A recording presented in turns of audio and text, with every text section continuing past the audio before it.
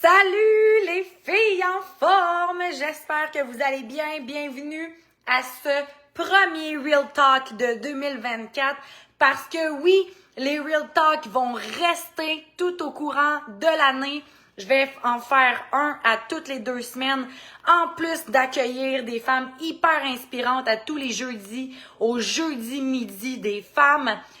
Aujourd'hui, je vous parle de la motivation parce qu'on est au mois de janvier puis que vous avez probablement pris des résolutions, vous avez probablement établi des objectifs que vous aimeriez atteindre pour l'année. Et là, on est rendu le 10 janvier. Peut-être que certaines de ces objectifs-là, résolutions-là, sont déjà finis.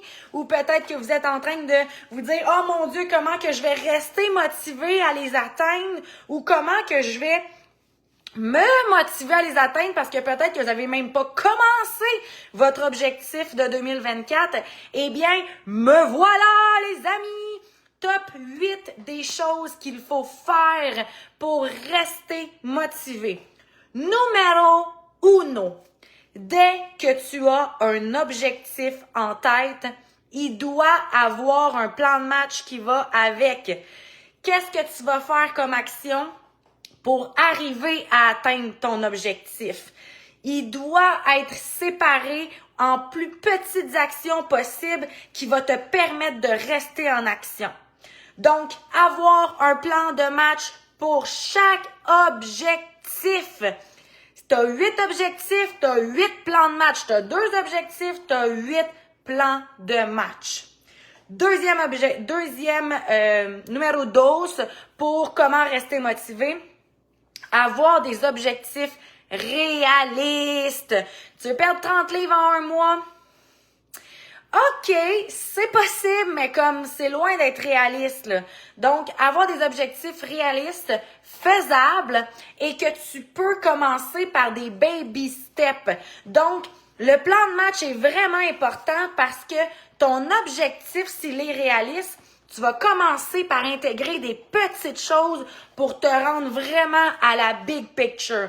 Everest se monte pas comme ça. Everest se monte par le début et ensuite on vient upgrader au niveau des actions.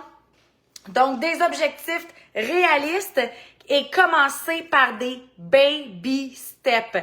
J'appelle souvent ça la méthode des 4 P, le plus petit pas possible. Donc, de vraiment commencer par qu'est-ce qui est le plus facile pour toi et l'intégrer au fur et à mesure. Numéro 3, tu veux l'intégrer dans ta routine et dans ton horaire. Donc, une fois que tu as établi ton plan, une fois que tu sais que c'est réaliste et que tu vas intégrer graduellement les choses, quand est-ce que tu vas l'intégrer? À quel moment de la journée que tu vas le faire? À quel moment de la semaine que tu vas le faire? Il va être mis où dans ton agenda? Hyper important. Si tu me dis, moi, je veux bouger plus pour 2024, je rouvre ton agenda, puis j'ai aucune séance de gym, d'entraînement, de Zumba, de piscine dans ton agenda, il y a un problème. C'est clair que c'est la première chose qui va prendre le champ si tu ne le planifies pas déjà. Tu as fait le plan, c'est réaliste, tu l'as mis à l'agenda. Numéro 4, prendre action, OK? C'est beau d'avoir un plan, mais ça reste que c'est cérébral. C'est beau de te convaincre que ton objectif est réaliste, mais ça reste cérébral. C'est beau de le mettre à l'agenda, mais ça reste que tu pourrais passer par-dessus puis pas le faire. Fait que numéro 4, ça peut paraître banal, mais prends fucking action sur ce que tu veux se voir accomplir dans ta vie. Prends action, OK? Il est à l'agenda, c'est non négociable, c'est un rendez-vous avec toi-même, OK? Numéro 5, fais-toi accompagner, OK? Stephen Covey, qui est un grand spécialiste au niveau du cerveau, au niveau des objectifs, au niveau de tout ce qui est pathologie de la réussite, il a mentionné que si par nous-mêmes, on voulait accomplir quelque chose, on avait 20% de chance de réussite. 20%, OK, cool. Si tu te fais accompagner, tu tombes à 90% de chances de réussite. 90%, c'est 9 chances sur 10 de réussir ton objectif. Si tu t'es mis un objectif en 2024, là, c'est probablement pas pour peut-être le réaliser. En fait, j'espère pas. Si tu t'es mis un vrai objectif qui vient du cœur, tu sais qu'il va faire une différence dans ta vie, tu veux te faire accompagner pour l'atteindre. Et c'est pour ça que je te propose grandement de te faire coacher, par une personne qui va être en lien avec ton objectif. Et bien entendu, si ton objectif, c'est au niveau de la perte de poids, du regain d'énergie, de bouger, hello, I'm here to help you! Et d'ailleurs, j'ai le plus gros programme de transformation qui s'en vient en janvier, le 22 janvier prochain. On va être 4 mois ensemble. Je vais tout t'enseigner. L'alimentation en long puis en large. Comment lire une étiquette nutritionnelle. Comment comprendre les macronutriments, les protéines, les lipides, les glucides. C'est quoi ça, pain, pâte, patate de ce monde? Comment qu'on bâtit un menu pour être en santé? C'est quoi nos types glandulaires? À quoi ça sert de bouger? C'est quoi les patterns alimentaires qu'on pourrait retrouver qui fait qu'on tombe dans un auto-sabotage qui finalement fait en sorte qu'on échoue tout le temps nos objectifs? Je vais te donner des devoirs de développement personnel qui va parfois te faire shaker par en dedans parce que ça va te mettre en questionnement, parce que ça va te mettre en compréhension de toi. Puis quand on se comprend, on peut mieux évoluer. Une fois qu'on se comprend, on peut mieux faire des choix. Une fois qu'on se comprend, on peut mieux s'aimer. Et c'est ça que je vais t'emmener à faire pendant les 4 mois. Mieux comprendre ton alimentation. Faire en sorte que tu bouges parce que tu vas avoir accès à la plateforme de la fille en forme, que soit que tu peux faire en live avec moi ou que tu vas pouvoir faire en rediffusion. Tu vas avoir à chaque semaine une rencontre avec moi et d'autres filles où est-ce qu'on va se stimuler en équipe pour justement s'aider, s'entraider, pour s'outiller ensemble à travers notre vécu, nos expériences, à travers les outils que je vais vous donner pour se propulser à vraiment atteindre nos objectifs de santé, de perte de poids, de mise en forme, de bien-être total et général. La transformation ultime, c'est un programme qui est plus que sérieux, qui va toucher l'estime de soi, qui va toucher l'aspect physique, qui va toucher l'aspect alimentaire. On voit tous les volets, toutes les sphères d'un corps qui va te permettre de justement faire des meilleurs choix et qui va te permettre de mieux te comprendre et donc avoir un nouveau mode de vie et ce pour toujours.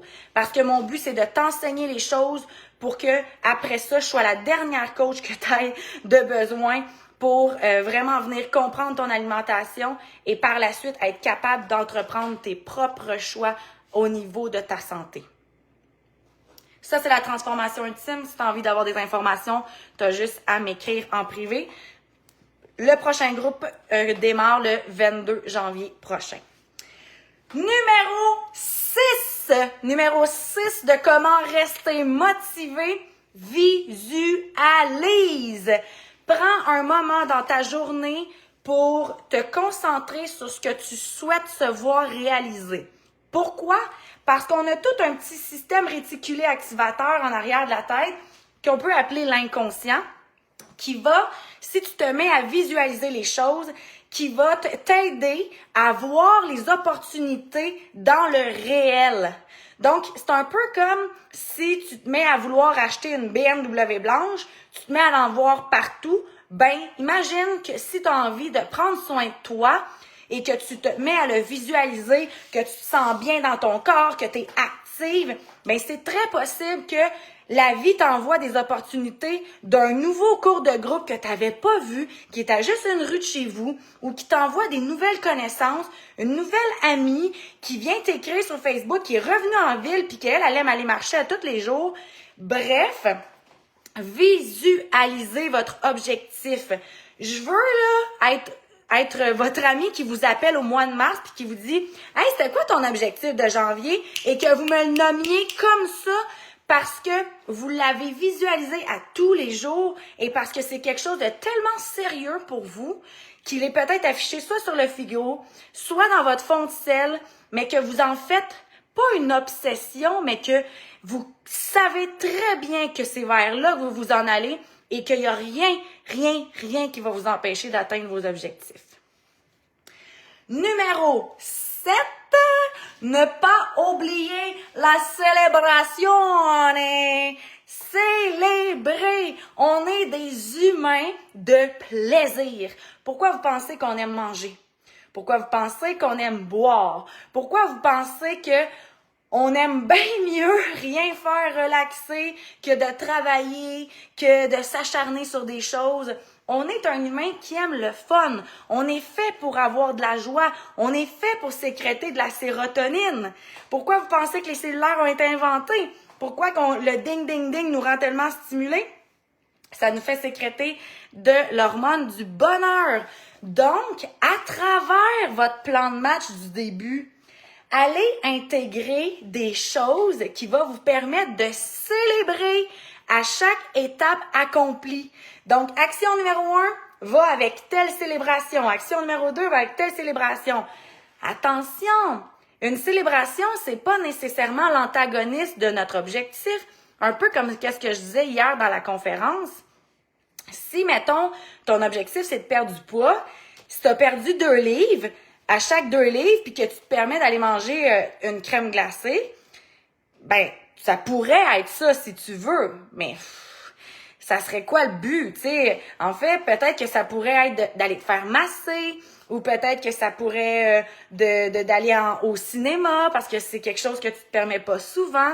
Donc, c'est pas nécessairement obligé d'être le contraire de ce à quoi tu as l'objectif de. Ça pourrait de temps en temps là, dire hey, moi je me paye une giga bouffe à tel resto qui est mon resto préféré, puis je sais que je vais peut-être moins bien manger. Dans ce cas-là, c'est pas plus grave que ça. Mais faites juste en sorte que votre célébration ne soit pas toujours l'antagonisme dans le fond.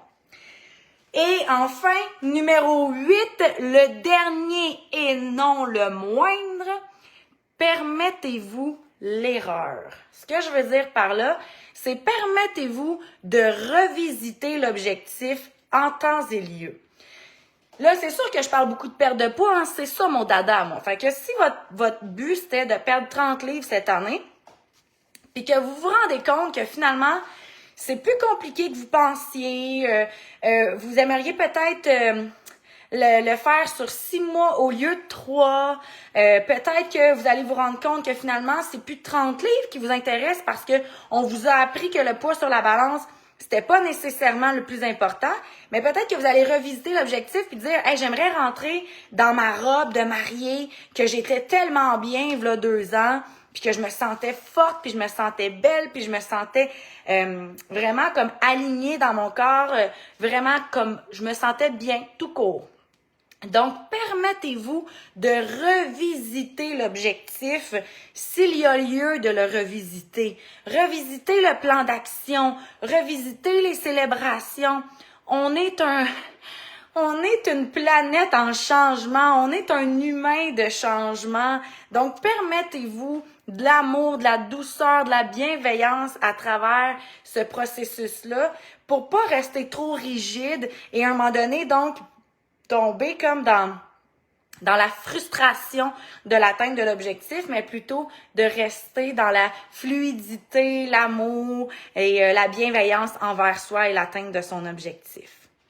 Alors voilà mon numéro 8 pour vraiment rester motivé. Si vous avez aimé mon top 8, je vous invite vraiment à aller sur lafilleenforme.com.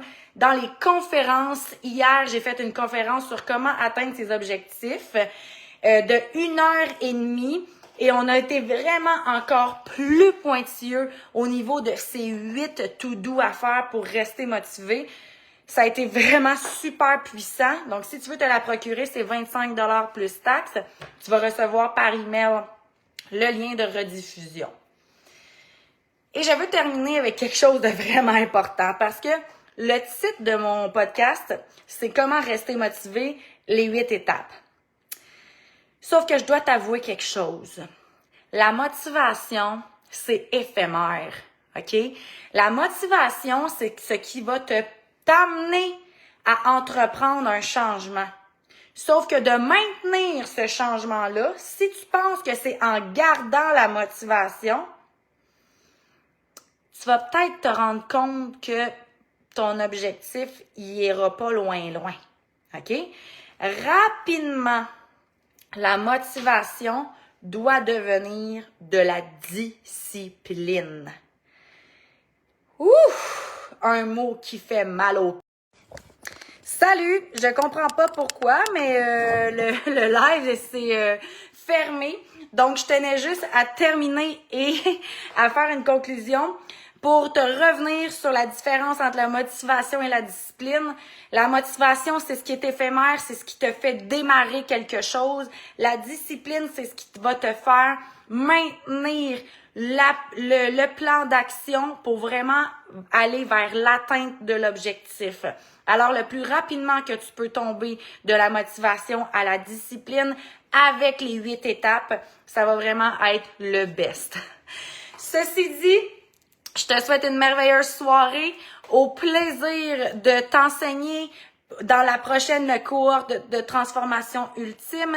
N'hésite pas à aller te procurer la conférence d'hier à 25$ plus taxes si tu veux en savoir encore plus sur comment atteindre tes objectifs. Et d'ici à notre prochain rendez-vous, je te souhaite une merveilleuse soirée, une bonne semaine et surtout un début d'année 2024 plus que grandiose. Merci, bye!